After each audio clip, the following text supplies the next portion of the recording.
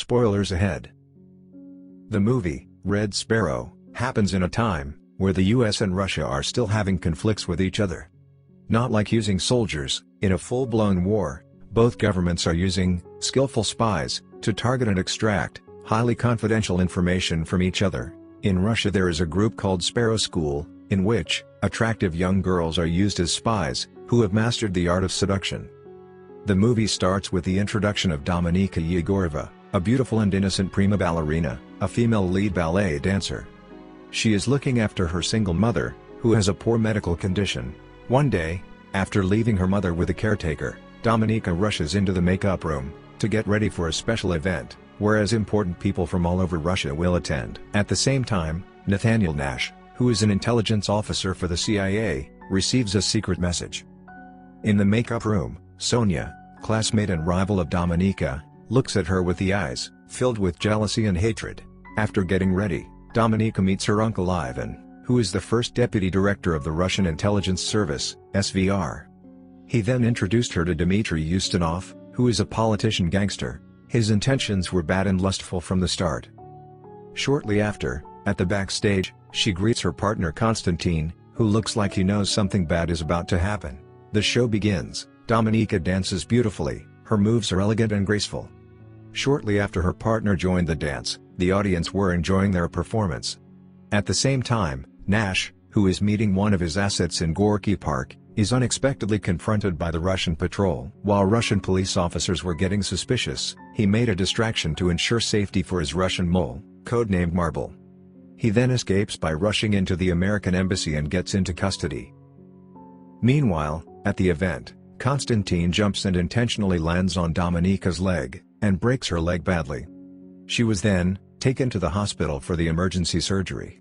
Next day, Nash's superiors questions him about his stupid actions in the park, and informs him that Marble is safe, but gets deported back to D.C. Washington.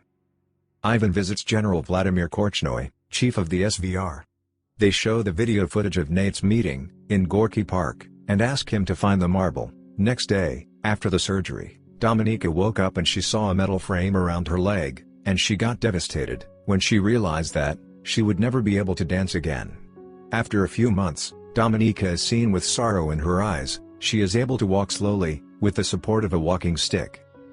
One day, her uncle Ivan visits her, and tells her that she has been replaced with Sonia by the company. Because of that, she won't be able to get the rent and her mother's medical expenses anymore from the company. Then, Ivan gave her an audio tape, with an envelope containing intimate pictures of her dance partner Konstantin with Sonia. She heard the conversation between them that happened after her accident, which implies that Konstantin intentionally caused the accident so that his girlfriend could take her place. She gets angry, and goes straight to the theater, to confront them for sabotaging her career, and ruining her life. There, she saw them both making out in a steam room. After their practice session, Dominika gets furious, and strikes them with her walking stick out of the rage. The following day, Ivan came out of the hospital, and told her that she broke her jaw. Ivan agrees to help her out of this, only if she returns the favor. He asked her to get information for the SVR, about the gangster Dmitry Ustinov. Though hesitant, she got no other choice. Later that day, she dresses beautifully, and gets Dmitry's attention in the hotel. As expected, he approached her and they went to her private room, leaving his guards outside. While he forced her like a psychopath, a person wearing a helmet sneaked behind him and murdered him. Then the stranger takes her to a safe place. He turns out to be an executioner for SVR called Matorin, sent by Ivan. There Ivan gave her only chance to live, by becoming an SVR operative, by joining the Sparrow School. Then she appointed a caretaker for her mother. Her mother told Dominika to be safe, and stay careful with Ivan. She was taken to the state school and was introduced with Matron, the headmistress of the Sparrow School, where she provides her new identity, and leads her inside. The next day, lessons begin, and Matron gives a lecture about the chaotic state of the world, and the only nation prepared to make sacrifices to fix it, is Russia. She asked Victor and Dominika to remove their clothes, but she refused to do it. So, Matron informs the students that their bodies now belong to the state, and that they have a duty to complete whatever tasks given to them. Meanwhile in DC, Nate has taken out from the foreign assignment, Marble, and has been replaced with someone else. Back in the state school, Matron instructs the Sparrows on how to recognize what their victim desires. She asks them to identify his needs, after displaying a number of images of a person on television.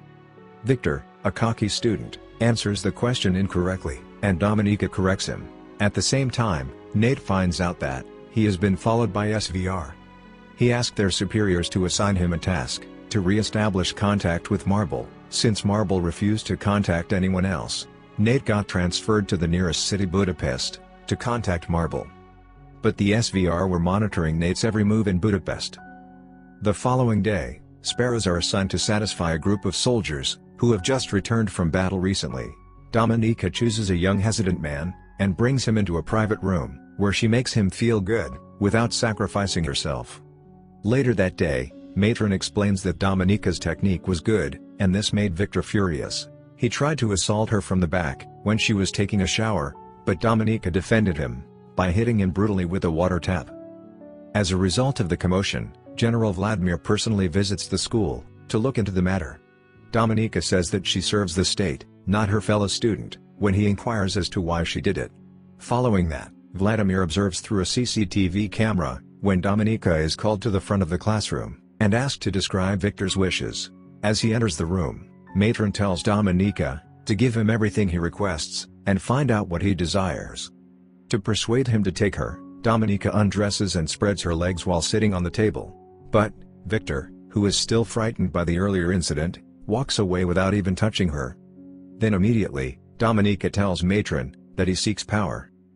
General Vladimir got impressed by this, and assigned her a new mission. The next day, Ivan gives her the details of Nate, and tells her to get close to him, to find Marble's identity. Following that, Dominika flies to Budapest, with a new identity, Katerina, as a translator in the embassy. There she meets Marta, a fellow Sparrow, doing her own assignment, who will share her accommodation with Dominika. She then starts to follow Nate, and visits the same swimming pool, where he goes. She gave her true identity, for the registration there. Later that day, he strikes up and makes a quick conversation, and gets introduced to each other. Dominika visits the pool the following day but is unable to locate Nate there. She also finds out that her ID is missing. Meanwhile, Nate figured out that she could be a Russian spy, and he informs his superiors of her true identity. While they ask him to get rid of her, Nate sees her potential value, and asks them to use her, to gather more information about the Marble. Then, his superiors grant him permission, to proceed with Dominika.